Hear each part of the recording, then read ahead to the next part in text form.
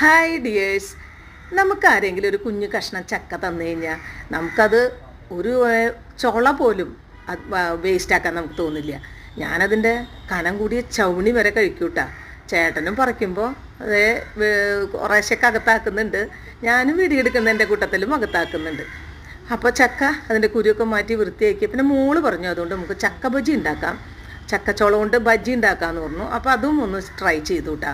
അപ്പോൾ അവളിതേ ജോലി കഴിഞ്ഞ് വന്നപ്പോൾ പണ്ടുള്ളവർ പറയില്ലേ ചക്ക കൂട്ടാൻ കണ്ട പിള്ളേരെ പോലെയാണ്, അതുപോലെ അവൾ ഇതേ അതിൻ്റെ മുമ്പിൽ ഇരിപ്പായി അതൊരു വയറ് കഴിച്ച് കട്ടൻ ചായ അടിച്ചേ. പിന്നെ ആളവിടെ നിന്ന് എഴുന്നേറ്റിട്ടുള്ളൂ. ഭയങ്കര ഇഷ്ടമായി. അപ്പോൾ നമുക്ക് ഒരുപാട് കാര്യങ്ങൾ ചെയ്യാട്ടോ ചക്ക കൊണ്ട്. പക്ഷെ നമുക്ക് അതിൻ്റെ കുരു പോലും ഞാൻ വേസ്റ്റ് ആക്കിയിട്ടില്ല, അതും ഉപ്പേരിയാക്കി. അപ്പം നമ്മൾക്ക് ചക്ക തന്നവർക്ക് ഒരുപാട് നന്ദി.